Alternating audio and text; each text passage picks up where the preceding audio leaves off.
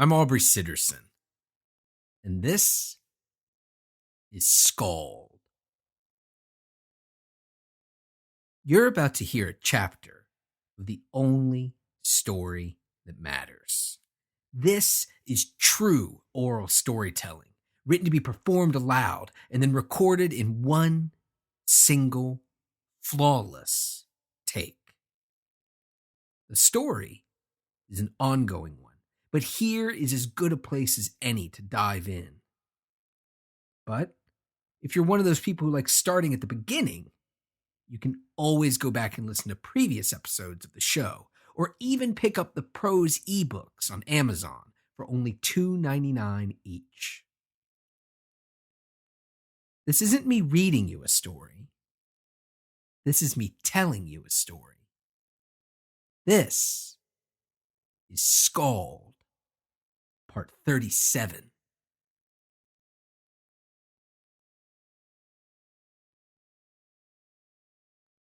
She'd never seen a beast like him. She'd never seen a beast, a true beast, at all. The closest she had come were the trolls, those nescient, ignorant monsters, better than beasts in the possibilities they contained, but worse in failing to grasp them, worse in choosing ignorance over greatness, in choosing destruction over creation. She had never seen a beast before. So this thing, this four-legged monstrosity, its matted fur dyed pink with blood and gore, it intrigued and disgusted her in equal measure. She sat, still hidden behind that overturned wooden table, watching as the creature, the beast that spoke like a man, the one that called itself Xylan, watching as it laid upon the floor, cackling, writhing in perverse delight. Slowly, the creature began to regain its composure, began to pull itself back together as it pulled itself up to its feet. Hilaria watched as the beast rose, placing all four paws upon the floor, and then, shocked into continued silence, she watched as the beast, as Xylan, unarched his back, planted his heels down, and lifted his paws, lifted his hands from the ground. It was a pitiful effort, one that clearly pained the animal, struggling to stand upon 2 feet like the man it wished itself to be.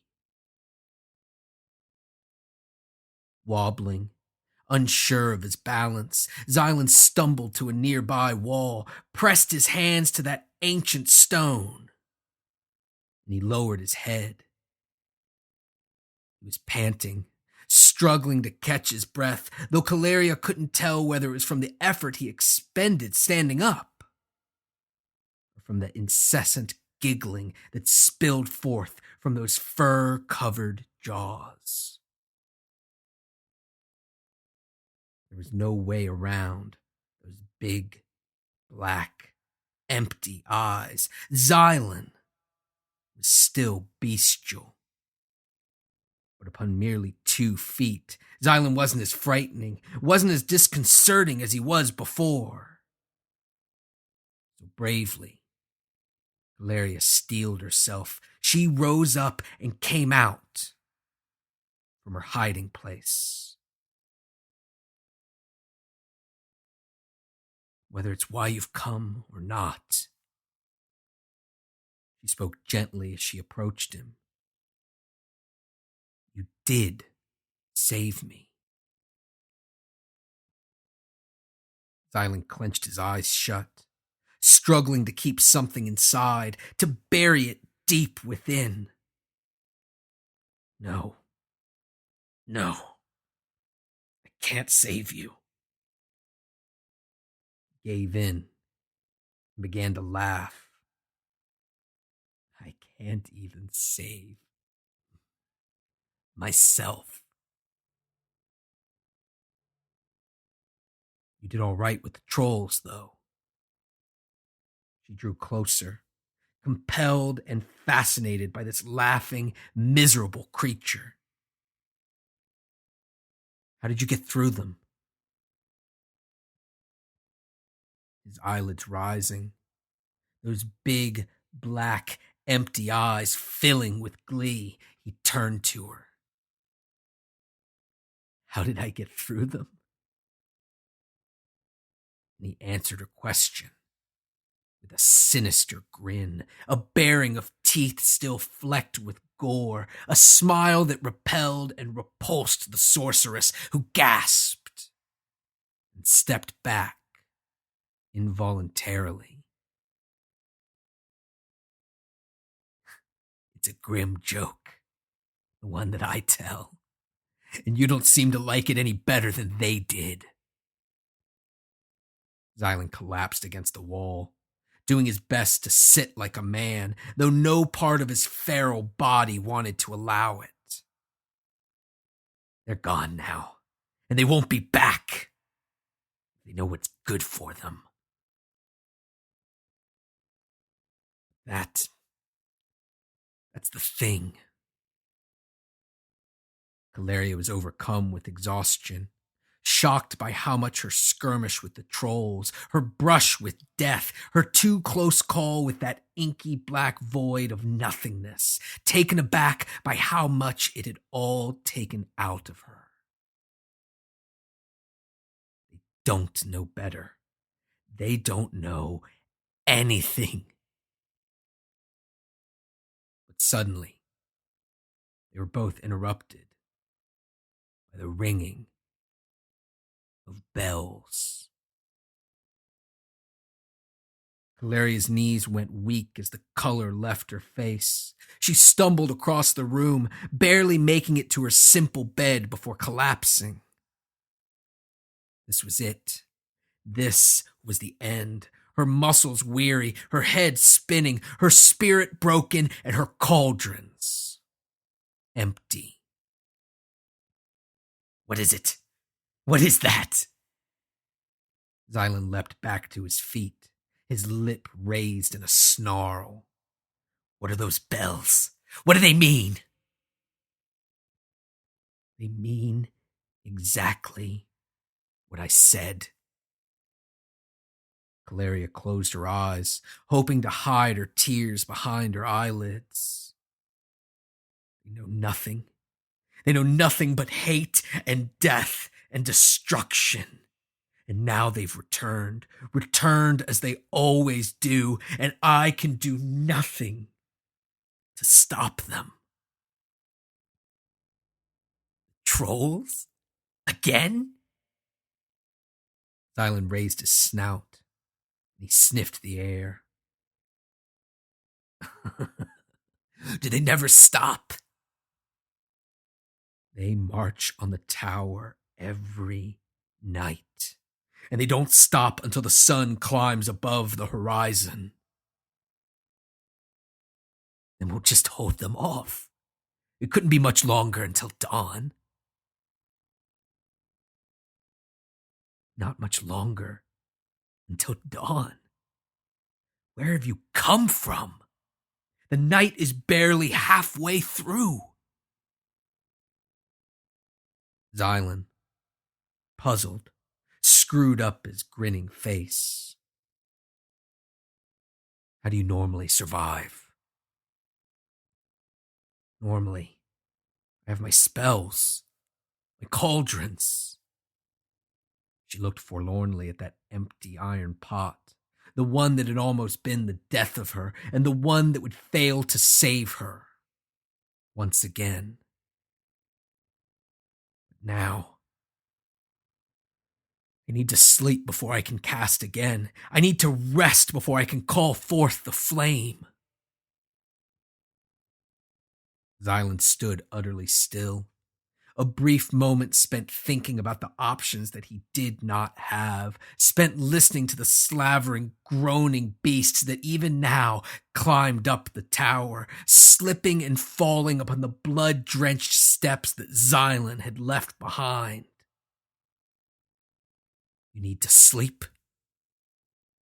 He snapped his jaws open and shut, testing the animalistic strength that filled his every muscle, and he turned toward the open doorway. And sleep. I'll guard the tower. Kaleri was confused. But how? What will you? Xylan turned back to her, with something different in his eyes, something that silenced the sorceress, something awful, something terrible, something hungry. I said, sleep. You can owe me one. What? What will I owe you? Once again, Xylan gave in to the laughter that always seemed to lurk around the edges of those bestial jaws. I don't know yet, but it won't be anything good.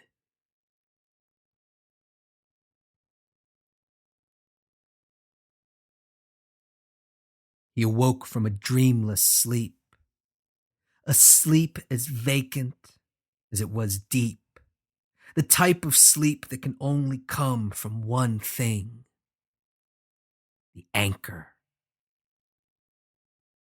It was dark, it was cold, and he was alone. He was always alone, alone in the world, alone in his struggles, alone in his failed efforts to escape them both, to escape somewhere brighter, somewhere warmer, somewhere better. He was always alone. But now, he was also by himself. The proctors were nowhere to be seen.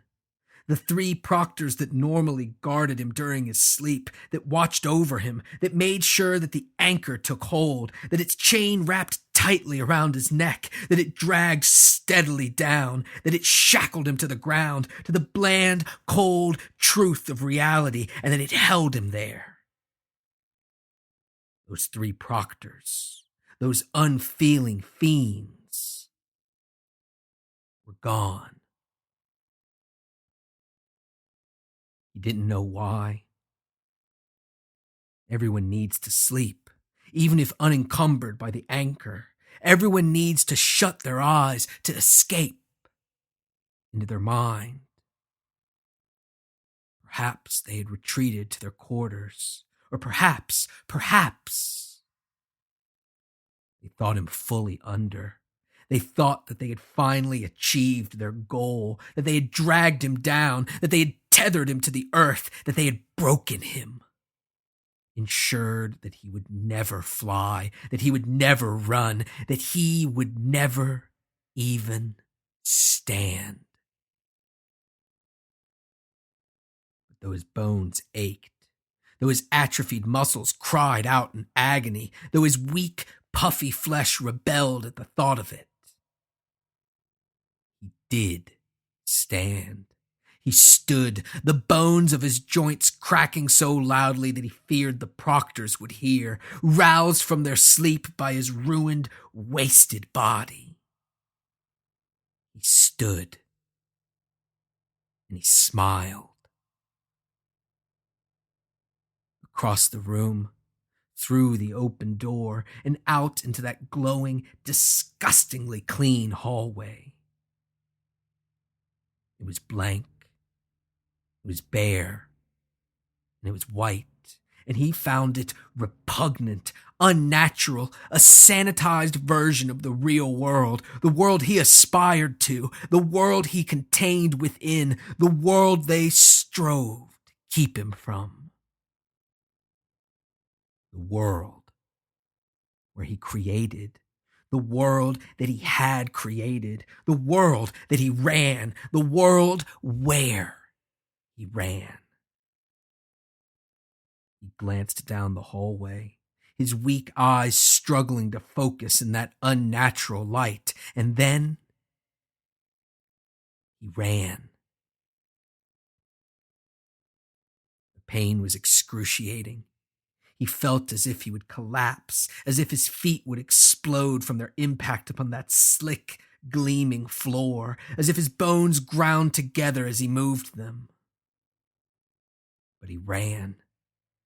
Still, he ran. It was all he could do. It was all he wanted to do. He ran, and his heart felt as if it would burst, not from exhaustion, not from the unimaginable strain he had put upon his body, but from joy, from sheer, uninhibited joy rising up within him and finding expression through the frantic movement of his pale, weak limbs.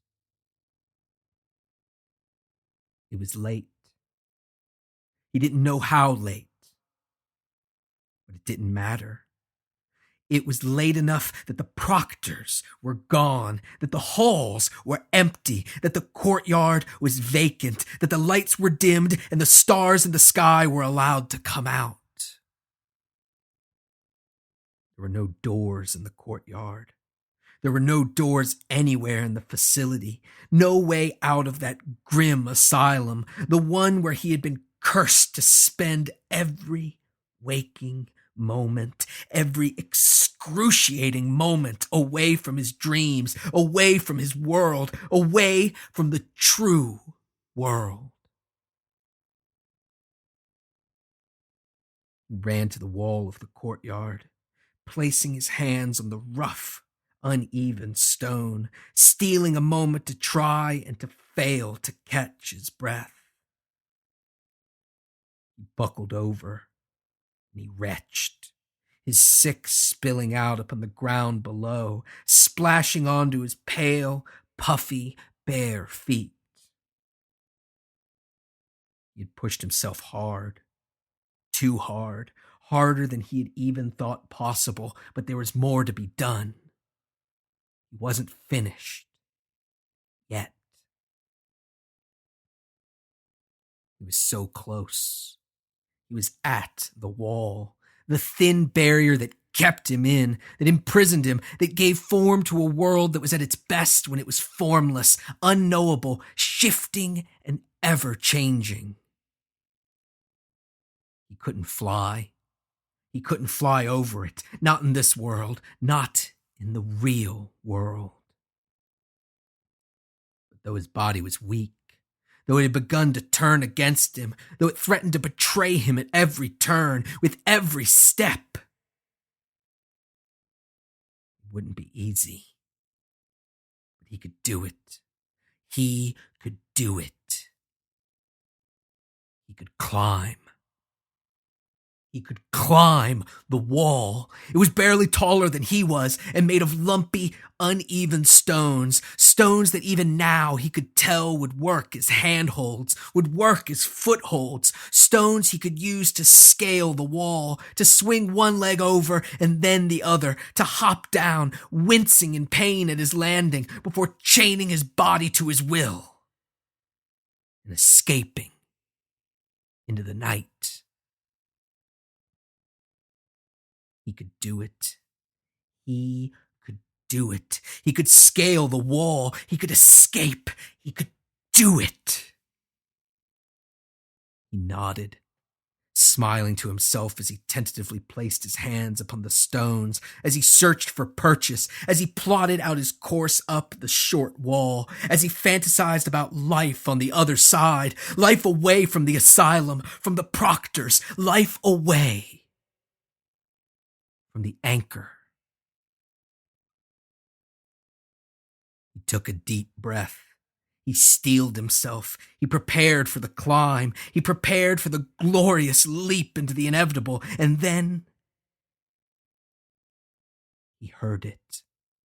That single, solitary syllable, the one he always heard, the one that was always spoken to him, the one that cut through the dreams that defined the world around him, the one that they spoke, the one they spelled spat out upon a frothing wave of venom and resentment and cruelty. Though they were nowhere to be seen, nowhere to be heard, though he was completely alone as he always was, he still heard their voices.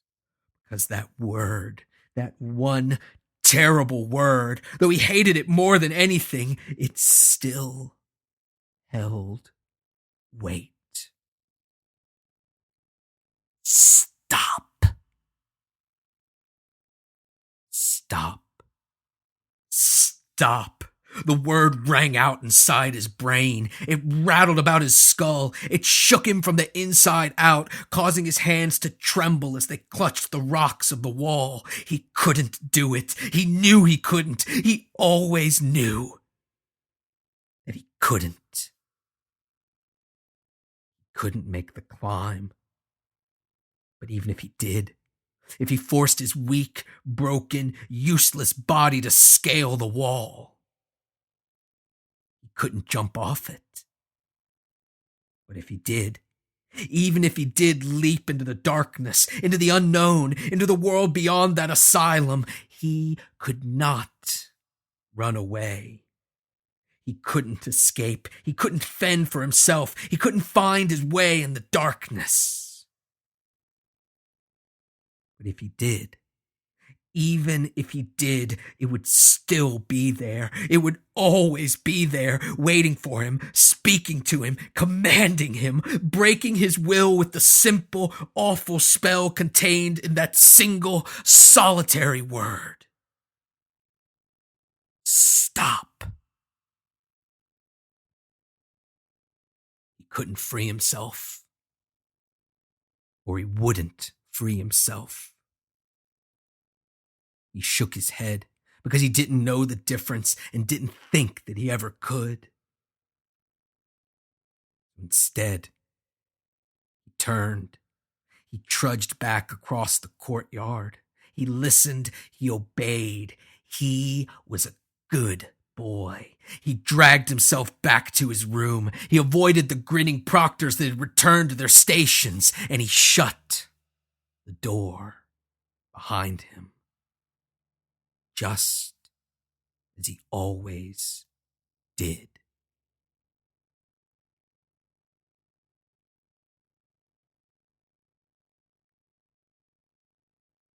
She awoke to bells, which was impossible. They had made it through the night, which should have been impossible. Made it through what remained of that 20-hour night with no cauldron, no magic, no hungry flame to cast down upon that churning mass of green ignorance. Made it through what remained of the 20-hour night with nothing to protect the tower but him, that bestial creature, that cackling animal. Xylan. She had struggled to sleep through the night. Not only was she unaccustomed to sleeping in the darkness, but she was surrounded by the din of not combat, but of a feast, a grim, macabre feast, and the cackling laughter that issued forth from jaws full of raw, bloody, green flesh. She buried her head under her blankets. She covered her ears with her hands, but the sounds of biting jaws, of a slurping tongue, of a gulping throat echoed throughout the tower, and worst of all, she could tell from the sounds alone that Xylan, that fur-covered beast, he enjoyed it. But they had made it through.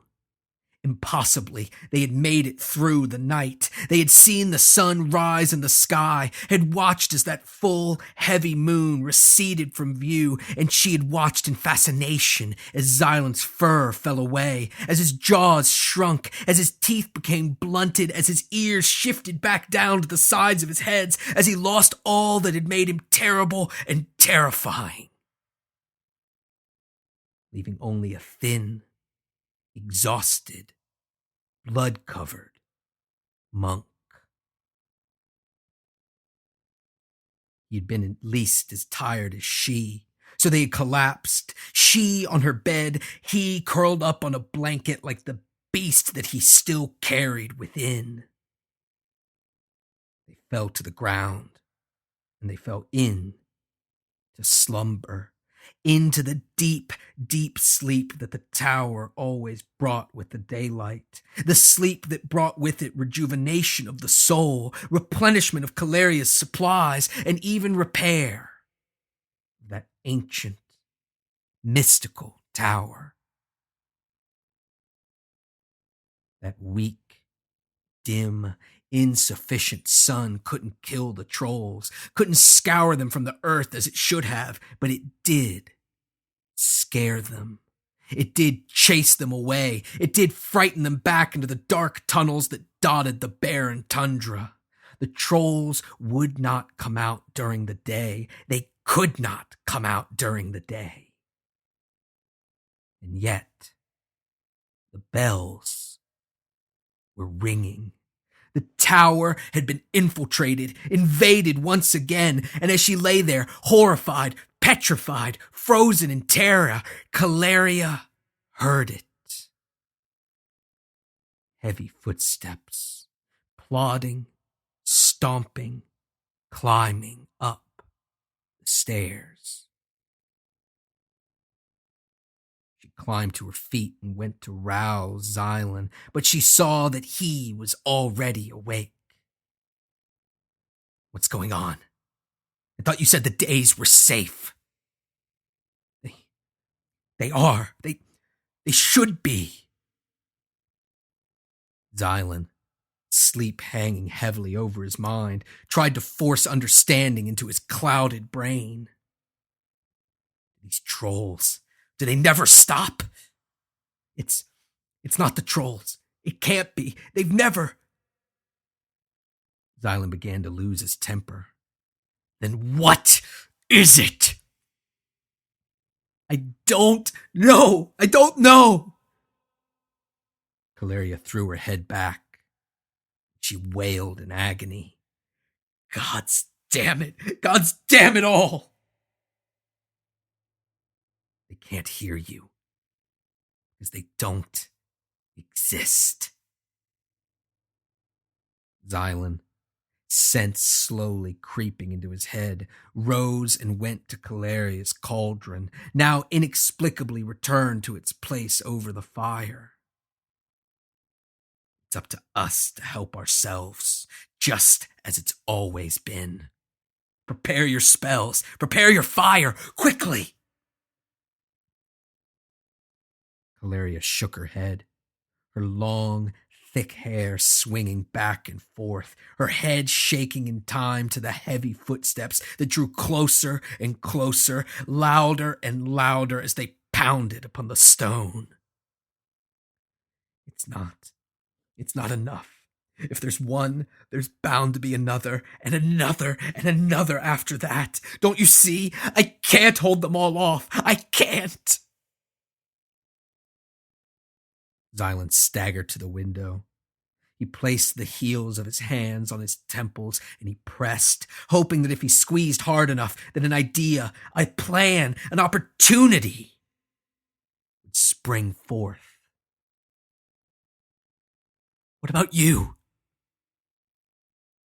Calaria turned back to Xylan, desperate for something, anything to save them. Transform. Do it. Chase off whatever it is with your teeth, with your claws, with that terrible laugh. I cannot. Xylan pointed to the sky, to the weak sun that hung there, mocking that dying world. The sun. It's chased away the moon. And with it, my other self. Now, it was Calaria's turn to laugh. Calaria's turned to let out a cruel snicker, a grim, fatalistic chortle punctuated by the sound of heavy footsteps climbing the stairs to that shattered, splintered door. It was Calaria's turn to cackle, to close her eyes and bellow out with laughter, because for the first time since that world had begun to die, its sun worked too well.